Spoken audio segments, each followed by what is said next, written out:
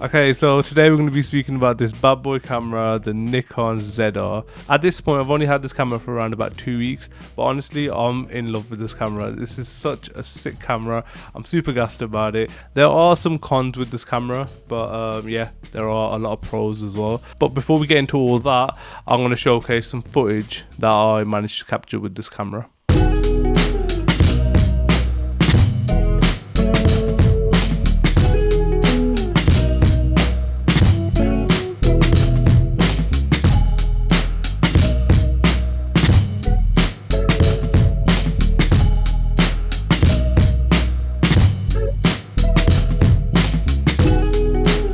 Okay, so I'm just going to do a quick vlog on this. I don't really do any vlogs or anything. We've got man like Aaron here. Yes. He's got a lapel on, I've got a lapel. Yeah, it's quite bright outside. You were saying earlier it's like October, end of October, and it feels like it's summer. It's mad just because obviously you got the leaves and stuff, but it's just clear and it's not too cold. Clear skies, it's not too cold. It's not too cold, even though I've got like a big bomber jacket on. It's not bad to vlog. I'm just holding the lens at the moment. Yeah, it's not too bad. I don't think I could hold the grip. Well, it hasn't really got much of a grip, but yeah, it's not too bad. Okay, hopefully you like the footage that you saw out of this camera. There are some cons, like I mentioned, so yeah, let's speak about those first. Okay, so straight away, the biggest issue with this camera is the micro HDMI. Who honestly thought it'd be a good idea to put a micro HDMI in this? Honestly, like, what are you guys thinking? Because the port can just get damaged really quick. Micro HDMI is known to fail and break. So yeah, I don't know why they went with this. Maybe, you know, they're trying to like save space or whatever. I get it, but come on, like if they made this camera a little bit bigger, just a tad bit, and just put like, you know, a full size HDMI port in here, I think everyone would be super happy and super gassed. But yeah, that's definitely a big letdown when it comes to wanting to use an external monitor with this camera. There's actually no grip on this camera to hold. It's super thin. It looks nice, don't get me wrong, but man, like, come on, I would like some grip. So yeah, it's not the best when it comes to grip or anything, but you can get a cage for this to basically extend the grip. But overall, the way it comes, yeah, the grip's literally non-existent. So yeah, keep that in mind. There's actually no charger supplied. There's actually no charger in the box or anything. You can just charge it through USB Type-C.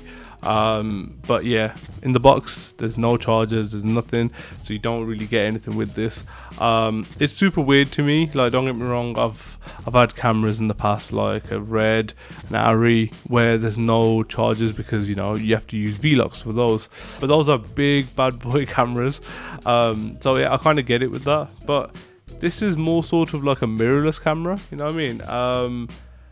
Why would you not have a charger with it? Maybe it's a cost cutting thing, but yeah, there's definitely no charger with this, so keep that in mind.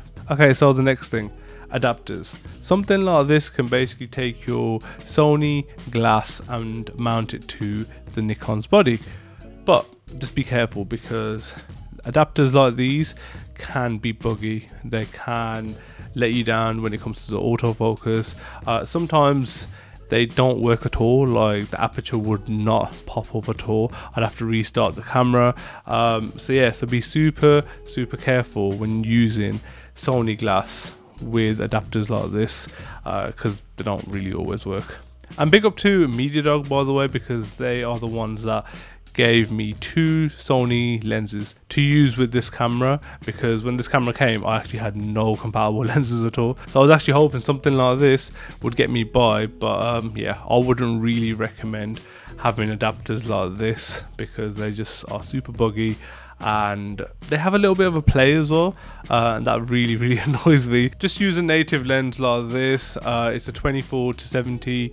It is a f4, but I picked it up for like £270 from like MPB. So yeah, it's a native glass, and I honestly think this works really well. So my 2 pence: avoid adapters like these and just stick with original Nikon glass. Okay, so another issue with this camera is the mic jack placement.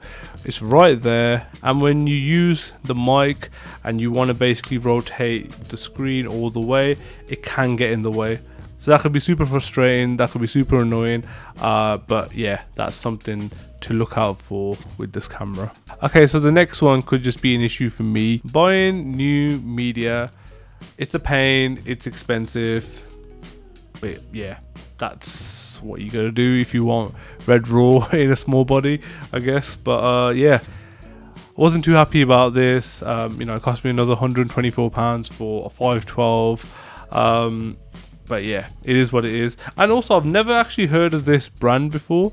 I went to Wex and spoke to them in Birmingham. So they mentioned this is one of the most reliable cards out there. So yeah, if you don't have these cards, it can be a pain of buying them. So yeah, just keep that in mind. Okay, so the crop in 4K can be an issue for some people.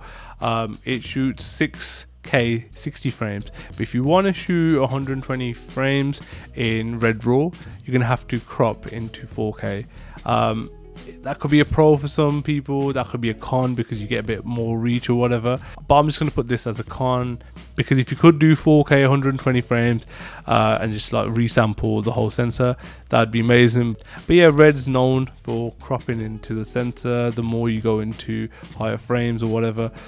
So yeah, so keep that in mind. It could be a con. Okay, so now let's move on to the pros of this camera. The pros of this camera. I've just been cussing this camera for the last X amount of minutes. Yeah, let's do some pros. Okay, straight away, it shoots red raw 12-bit. That's insane, like in this small little camera. Look at the size of this camera. Okay, so normally something like this shoots red raw. Like, look at the size difference on that. This is insane. But just keep in mind, this only shoots 12-bit and not 16-bit like the other standard red cameras that you get.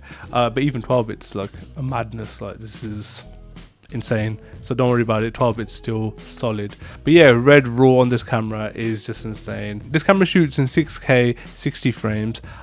Me personally, 4K is more than enough, but 6K, if it's there, I'll take it. You know, it's great for like reframing your image in post, and you know, you can punch in or whatever, and even if you need to like stabilize your footage, it definitely does help having more resolution. But yeah, 6K 60 frames, it's a win. Okay, so this is the first camera to have 32-bit flow audio internally. I know some cameras do it externally, but yeah, that's a madness. Internal 32-bit float. Wow. Okay, so currently we've got fireworks going on in the back.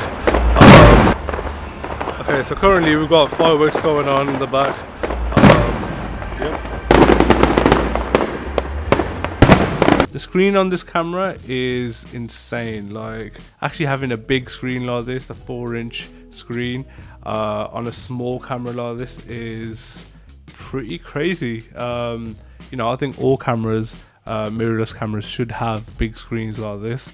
Obviously I know it limits like the buttons at the back, but yeah, I'll take it. I'd rather have a bigger screen, a brighter screen, than having more buttons on a camera. The build quality on this camera is really solid. Like the screen, for example, is not flimsy or anything. You know, it's got some friction there. But just the buttons in general, I think there's like the one button, like the record button and maybe the play button, they're a bit squishy. But everything else feels really solid and really well built. I think cameras that creak or whatever really annoy me, and just feel toyish or whatever, and just feel like cheap plastic. You know, they just annoy me. Having a camera that's well built like this, you know, it's always nice. I'm in love with the battery life on this camera. It gives me 2 hours with a single battery like this, and that's just insane. Like, look at the size of this small little battery. I've got 2 of these, so that gives me a nice like 4 hours, and right now I'm super happy with that because 4 hours is more than enough. And if I do need more, I can just charge this with a Type-C charger, and you know, I'm good to go. The autofocus on this camera is solid. It's super reliable. It locks to like a subject really well. It doesn't really do that hunting thing. It could be because of the lens, because I'm using a 24-70 f4 and it's not super shallow, but it's nice. It's really consistent. I've had no issue with it at the moment, but once I get more Z-mount lenses, I can do tests and whatnot and see what the autofocus is like when it comes to like maybe a 2.8 or 1.8 f-stop, but currently at the moment I've had no issue, and I can rely on this camera and this lens to get me good autofocus. This camera is great in low light. It's not grainy, it's not all mushy or whatever. I think it looks really nice.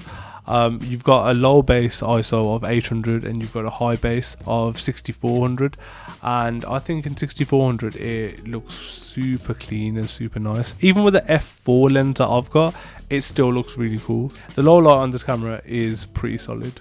It also takes photos. There's a switch right there, you can just flick it onto there, and yep, and it takes photos. Like, I think that's super cool. It's not just a cinema camera that just shoots video.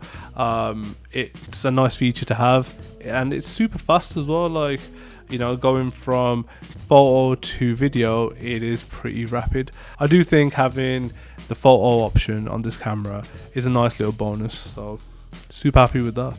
Okay, so finally, would I recommend this camera, the Nikon ZR?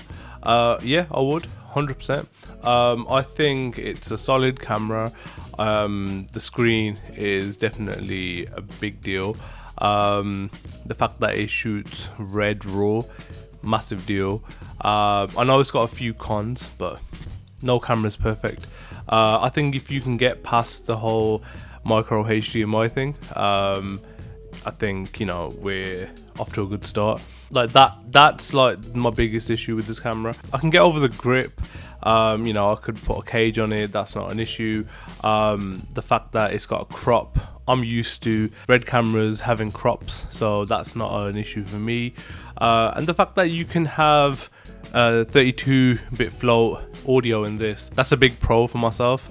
And one more thing I never really spoke about is the fact that this camera's got IBIS. You'll get the steady shots and whatnot. It's not going to be perfect to be walking in, but you know, it's good enough. For the price of £2,200, I generally think this is a bargain. There's not many cameras out there at the moment that've got the specs like this camera, or even the screen, for example. You know what I mean? It's just insane what you get for the price. I think this camera is made for pretty much everyone. You know, that includes new filmmakers that don't have a lot of experience behind them. I think you can pick one of these up and you're good to go. Obviously, filmmakers like myself that have got the experience of shooting on red, on ARRI cameras, on, you know, these big boy cameras, I think this is a blessing. Like, when I started shooting on red cameras back in 2018, I actually had no idea what I was doing. Like, the cameras were so big and bulky and just intimidating, you know what I mean? I'd be scared to like even turn it on. But yeah, I think, you know, this camera does all the stuff that a red camera does, and it also does a lot of things that, you know, mirrorless cameras do as well. So I think it's the best of both worlds. The price is great, £2,200, and I honestly think this camera is solid. Okay, so that's all for this video. That's all for the Nikon ZR for now anyways. Such a bad boy camera, like, I'm loving it. Yeah, thank you so much for watching, guys, and I'll see you in the next video. Sweet.